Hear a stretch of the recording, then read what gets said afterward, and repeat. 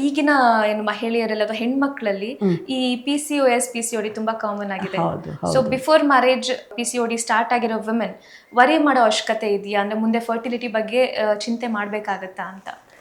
PCOS ಅನ್ನೋದು it effects lot of problems in the body ಅಂತ ಅಂದರೆ PCOS ಅಲ್ಲಿ ಏನಾಗ್ತದೆ ಅಂದರೆ fertility is just a small part. Okay, PCOS ಹೆಂಗಸರಿಗೆ BP, ಶುಗರು, ಆಮೇಲೆ ಹಾರ್ಟ್ ಅಟ್ಯಾಕ್ ಬರೋದು, ಅಥವಾ ಆಂಗ್ಸೈಟಿ ಇರೋದು, ಡಿಪ್ರೆಷನ್ ಇರೋದು, ಗರ್ಭಕೋಶದ ಕ್ಯಾನ್ಸರ್ ಬರೋದು ಹೆಚ್ಚಿಗೆ ಸಾಧ್ಯತೆ ಇರ್ತದೆ. ನನ್ನ ಓನ್ ಪೇಷಂಟ್ಸೇ ಇಷ್ಟು ವರ್ಷದ PCOS. Yes, it's a metabolic disorder ಅಂತ ಹೇಳ್ತೀವಿ ನಾವು. ಸೊ ಇವರಲ್ಲಿ ಏನಾಗ್ತದೆ ಅಂದರೆ ಇನ್ಸುಲಿನ್ ರೆಸಿಸ್ಟೆನ್ಸ್ ಅಂತ ಹೇಳ್ತೀವಿ, ಅದು ಹೆಚ್ಚಿಗೆ ಇರೋದ್ರಿಂದ ಶುಗರಿಗೆ ಹೈ ಚಾನ್ಸಸ್ ಇರುತ್ತೆ, BPಗೆ ಹೈ ಚಾನ್ಸಸ್ ಇರ್ತದೆ. For business and personal promotions, please contact 9686376663. Male hormones level ಜಾಸ್ತಿ ಇರ್ತದೆ, ಅವರ ಲೆವೆಲಲ್ಲಿ ಕಾರ್ಟಿಸಾಲ್ ಲೆವೆಲ್ ಜಾಸ್ತಿ ಇರ್ತದೆ. ಸೊ ಹಾಗಾಗಿ BP, ಶುಗರ್ ಬರುವ ಸಾಧ್ಯತೆ ಕೂಡ ಹೆಚ್ಚಿಗೆ ಆಗ್ತದೆ.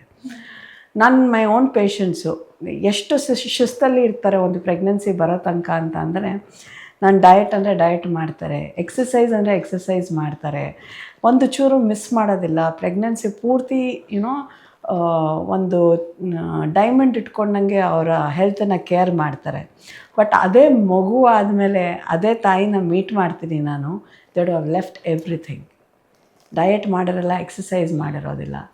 PCOS ಅಂತ ನೀವು ಗೂಗಲ್ ಮಾಡಿದಾಗಲೇನೋ ಫಸ್ಟ್ ಥಿಂಗ್ ಇನ್ಫರ್ಟಿಲಿಟಿ ಅಂತಲೇ ಬರ್ತದೆ ಅದರಲ್ಲಿ. ಬಟ್ ಆ infertility can be treated. Okay, but what if you get diabetes and hypertension at a very young age? Correct, right. ಆ ತಾಯಂದ್ರಿಗೆ ನಾನು ಹೇಳ್ತೀನಿ ಅಂದರೆ, ನೀವು ಇಷ್ಟು ಕಷ್ಟಪಟ್ಟಿದ್ದೇನಕ್ಕೆ? You have to be healthy for your child. You need to look after that child for a long years. You cannot become diabetic or hypertensive at the younger age, right? Diet, exercise ನಿಮ್ಮ ಬರೀ pregnancy ಬರೋದಕ್ಕಷ್ಟೇ ಅಲ್ಲ, you need to continue it life long so that you can push away all these problems. And it is not wrong. Okay ಅಲ್ವಾ? Diet and exercise ನಮ್ಮ ಇಡೀ ಬಾಡಿಗೆ help ಆಗ್ತದೆ. Why not continue it? Yes. So coming back to fertility and couples, ಈಗ ಒಂದು ಕಪಲ್ಗೆ ಮಕ್ಕಳು ಆಗ್ತಿಲ್ಲ ಅಂತ ಅಂದಾಗ ಸೊ ಏನೇನು ಮೆಷರ್ಸ್ ಅವರು ತಗೋಬೇಕಾಗತ್ತೆ when they have to consult a doctor ಅಂತ? ನಾವು ಆ್ಯಕ್ಚುಲಿ ಟೆಕ್ಸ್ಟ್ ಬುಕ್ ವೈಸ್ ಹೋಗಬೇಕು ಅಂತಿದ್ರೆ ಯೂಶ್ವಲಿ ನಾವೇನು ಹೇಳ್ತೀವಿ ಅಂತಂದರೆ 1 year ಆಫ್ ಯಾವುದೇ ಥರ ಕಾಂಟ್ರಸೆಪ್ಷನ್ ಯೂಸ್ ಮಾಡ್ದಿಲ್ಲ, ಅಂದರೆ ಕಾಂಡಮ್ಸ್ ಆಗಿರಲಿ ಅಥವಾ ಪಿಲ್ಸ್ ಆಗಿರಲಿ ಏನು ಯೂಸ್ ಮಾಡ್ದಿರ, there is nothing called planning. ಅಂದರೆ ಏನು ಆ್ಯಪ್ ಇಟ್ಕೊಂಡು ಈ ಟೈಮಲ್ಲಿ ಓವಲೇಟ್ ಆಗ್ತಿದ್ದೀನಿ, ಈ ಟೈಮಲ್ಲಿ ಗಂಡ ಹೆಂಡತಿ ಸೇರಬೇಕು, ಆ ಥರ ಏನೂ ಇಲ್ಲ. Just having a regular intercourse just as husband and wife ಇದ್ದಾಗ 1 year ಒಳಗಡೆ 80% of the couple should conceive. Okay, when they don't conceive, that is when you have to meet the doctor. ಈಗ ಬಹಳ ಪೇಷಂಟ್ಸ್ ನನಗೆ 3 ತಿಂಗಳಿಗೆ ಬರ್ತಾರೆ, ಮದುವೆ ಆಗಿ 3 ತಿಂಗಳಿಗೆ ಬಂದು ಈ ಥರ ನಮಗೆ ಈಗ ಪ್ರೆಗ್ನೆನ್ಸಿನೇ ಆಗಿಲ್ಲ ಅಂತ ಅಂದ್ಬಿಟ್ಟು ಕೆಲವೊಂದು ಬೇಸಿಕ್ ಟೆಸ್ಟ್ ಮಾಡಿಸ್ಬಿಟ್ಟು ವಾಪಸ್ ಕಳಿಸ್ತೀನಿ. You have not tried enough, go back, come back after 9 months, still you have not conceived, then I'll treat you, otherwise you might not even need my help. So at least 1 year. But ಇದು 1 year ಅನ್ನೋದು ಎಲ್ಲರಿಗೂ ಇದಾಗೋದಿಲ್ಲ, mandatory ಅಲ್ಲ it depends on patient to patient. ಈಗ ಕೆಲವೊಂದು ಪೇಷಂಟಿನ ಮೊಟ್ಟೆಯ ಸಂಖ್ಯೆ already ಕಮ್ಮಿ ಇರ್ತದೆ, ನಾನು 1 year ತನಕ ಮಾಡಿ ಅಂತ ಹೇಳಲಿಕ್ಕೆ ಆಗೋದಿಲ್ಲ, ವೆಯ್ಟ್ ಮಾಡಿ ಪ್ರೆಗ್ನೆನ್ಸಿಗೆ ಅಂತ. ಅಥವಾ patient over the age of 30 or 35 ಅವ್ರಿಗೂ 1 year ಅಂತ ಬರೋದಿಲ್ಲ, ಯಾಕಂದರೆ ಅವ್ರ ಮೊಟ್ಟೆಗಳ ಸಂಖ್ಯೆ ಇನ್ನೂ ಕಮ್ಮಿ ಇರ್ತದೆ. ಅವ್ರಿಗೆ ಟೈಮ್ ಟು ಪ್ರೆಗ್ನೆನ್ಸಿ ನಾನು ಕಮ್ಮಿ ಮಾಡಬೇಕು ಹೊರತು.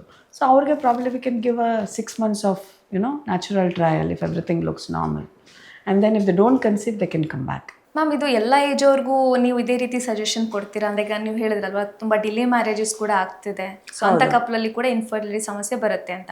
ಅಂಥವರು ಕೂಡ 1 ವರ್ಷ ಟ್ರೈ ಮಾಡಿನೇ ಆಮೇಲೆ ಡಾಕ್ಟರ್ನ ಕನ್ಸಲ್ಟ್ ಮಾಡಬೇಕಾ ಹೇಗೆ ಅಂತ? ಇಲ್ಲ, what we do is called as a pre conceptional counselling ಅಂತ ಹೇಳ್ತೀವಿ. ಅಂದರೆ ಕನ್ಸೆಪ್ಷನ್ ಮಾಡೋಕ್ಕಿಂತ ಮುಂಚೆ we try to see what are the things, ಏನೇನು ಪ್ರಾಬ್ಲಮ್, ಏನಾದ್ರು ಸಪೋಸ್ ಲೇಡಿಗೆ ಏನಾರ BP ಇರ್ಬೋದು, ಶುಗರ್ ಇರ್ಬೋದು, ಆ ಥರ. ಯಾಕಂದರೆ ಯಾರು ಮೆಟ್ಲು ಹತ್ತಿರಲ್ಲ ಹಾಸ್ಪಿಟ್ಲಿಗೆ ಹುಡುಗಿರು, unless they have come pregnancy positive, that will be the first time blood test ಏನಾರು ಮಾಡಿಸೋದು ಏನಾರು ಆಗಿರ್ಬೋದು.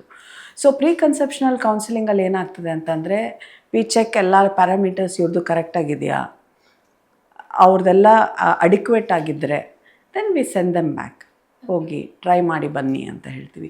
ಸಪೋಸ್ ಅದರಲ್ಲಿ ಏರುಪೇರು ಏನಾರು ಇತ್ತು ಅಂತಲೇ we tell them no, you don't have so much of time, come immediately for the treatment ಅಂತ ಹೇಳೋದು.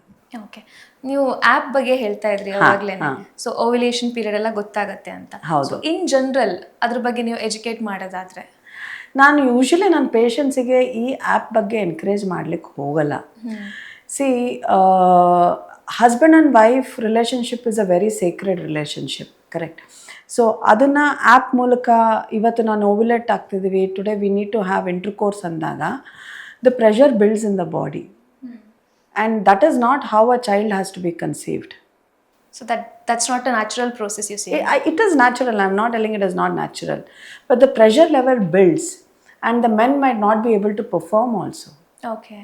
Right? Or the woman also might not be in the same boat as the man. Ivattu ovulation agtide. Today it has to be tried. Window cannot be missed or anything.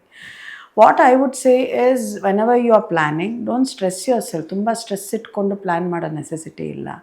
As a couple, weekly 2 or 3 times in a week, have a regular intercourse as a husband and wife, not keeping in mind that I have to become pregnant.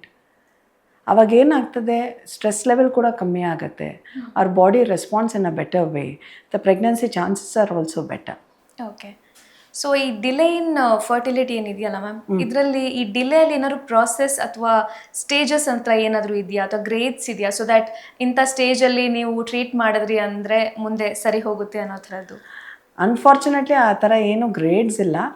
But then again it depends, patient to patient vary ಆಗ್ತದೆ. ಇವಾಗ husband parameters ಮೇಲೂ vary ಆಗ್ತದೆ. Sperms count ತುಂಬಾ ಕಮ್ಮಿ ಇರಬಹುದು, ಅಥವಾ movement ತುಂಬಾ ಕಮ್ಮಿ ಇರಬಹುದು. ಆವಾಗ the level of treatment change ಆಗ್ತದೆ. ಅವ್ರಿಗೆ IVF ಬೇಕಾಗಬಹುದು ಅವ್ರಿಗೆ ಟು ಟ್ರೀಟ್. ಇದು ರೀಸೆಂಟಾಗೆ ಮ್ಯಾರೇಜ್ ಆಗಿರ್ಬೋದು ಅವ್ರಿಗೆ. So patient to patient variation ಇರ್ತದೆ, ಏನು ಪ್ರಾಬ್ಲಮ್ ಏನಿದೆ ಅಂತ. ಯಾಕೆಂದರೆ ಕಾಸಸ್ ಸಿಕ್ಕಾಪಡೆ ಇದೆ ಒಂದು ಪ್ರೆಗ್ನೆನ್ಸಿ ಆಗದೇ ಇರೋದಕ್ಕೆ. ಸೊ ಎಲ್ಲನೂ ಒಂದು ಪೇಷಂಟಲ್ಲಿ ನೋಡೋದು ಕಮ್ಮಿ ಇರ್ತದೆ. ಸೊ ಆ ಪೇಷಂಟ್ ಮೇಲೆ ಆ್ಯಂಡ್ ದ ಕಪಲ್ ಮೇಲೆ ಡಿಪೆಂಡ್ ಆಗಿ it has individualise the treatment. So blanket therapy ಅಂತ ಎಲ್ಲರಿಗೂ ಒಂದೇ ಥರ ಟ್ರೀಟ್ಮೆಂಟ್ ಕೊಡಲಿಕ್ಕೆ ಆಗೋದಿಲ್ಲ. ಪ್ರತಿಯೊಂದು ಪೇಷಂಟನ್ನ ಕೇಸನ್ನು ಸ್ಟಡಿ ಮಾಡಿ ಎಲ್ಲಿದೆ ಹೆಂಗಿದೆ, ನಮ್ಮ ಏಮ್ ಏನಿರ್ತದೆ, ಅವ್ರಿಗೆ ಪ್ರೆಗ್ನೆನ್ಸಿನ ಎಷ್ಟು ಬೇಗ ಆಗಷ್ಟು ಅಷ್ಟು ಬೇಗ ಅವ್ರಿಗೆ ಪ್ರೆಗ್ನೆನ್ಸಿ ಆಗೋದಕ್ಕೆ ಟ್ರೀಟ್ಮೆಂಟ್ ಕೊಡೋದು ಏಮ್ ಇರ್ತದೆ. And another aim is not just about pregnancy positive. ನನ್ನ ರೆಸ್ಪಾನ್ಸಿಬಿಲಿಟಿ ಡಾಕ್ಟ್ರಾಗಿ ಇವ್ರದ್ದು ಪಾಸಿಟಿವ್ ಬಂದಿದೆ, I am happy? No. I will be only happy when they take home that baby. That is when the responsibility ends. So that is what the patient should realize. Okay. So ಈಗ usually fertility ಅಂದರೆ pregnancy delay ಆಗುತ್ತಲ್ವಾ, ಅಂಥ ಟೈಮಲ್ಲಿ miscarriage ಆಗೋ chances ಜಾಸ್ತಿನ ಹೇಗೆ ಅಂತ? ಹೌದು, miscarriage ಆಗುವ ಚಾನ್ಸಸ್ ಇರ್ತದೆ. ಯಾಕಂದರೆ ಒಂದು ಮಿಸ್ಕ್ಯಾರೇಜ್ ಆಗಬೇಕಾದ್ರೆ ಮೊಟ್ಟೆಯ ಕ್ವಾಲಿಟಿ ಮೇಲೆ ಡಿಪೆಂಡ್ ಆಗುತ್ತೆ, ಸ್ಪರ್ಮ್ ಕ್ವಾಲಿಟಿ ಮೇಲೆ ಡಿಪೆಂಡ್ ಆಗುತ್ತೆ. ಆಮೇಲೆ ಅಲ್ಲಿ ಎಂಬ್ರಿಯೋ ಅಂದರೆ ಚಿಕ್ಕದಾಗಿರೋ ಮಗು, ಅದನ್ನು ಎಂಬ್ರಿಯೋ ಅಂತ ಹೇಳ್ತೀವಿ, ಅದರ ಫಾರ್ಮೇಷನ್ ಮೇಲೆ ಕೂಡ ಡಿಪೆಂಡ್ ಆಗುತ್ತೆ. ಅದರಲ್ಲಿರೋ DNA ಏನಾದ್ರು ತೊಂದರೆ ಇದ್ರೂ ಕೂಡ ಡಿಪೆಂಡ್ ಆಗ್ತದೆ. ಸೊ ಮಿಸ್ಕ್ಯಾರೇಜ್ ಆಗುವ ಚಾನ್ಸಸ್ ಕೂಡ ಹೆಚ್ಚಿಗೆ ಇರ್ತದೆ. That is what I said. ನಾನು ಯಾವುದೇ ಪೇಷಂಟ್ ಪಾಸಿಟಿವ್ ಎಷ್ಟು ಬಂದ್ರೇನು I wait till the delivery. I tell them ನನ್ನ ರೆಸ್ಪಾನ್ಸಿಬಿಲಿಟಿ ನಿಮ್ಮ ಮನೆಗೆ ನಿಮ್ಮ ಮಗುನ ತೊಗೊಂಡು ಹೋಗೋ ತನಕ ಇರ್ತದೆ. That is when we will celebrate the real happiness ಅಂತ ಅಂದ್ಬಿಟ್ಟು.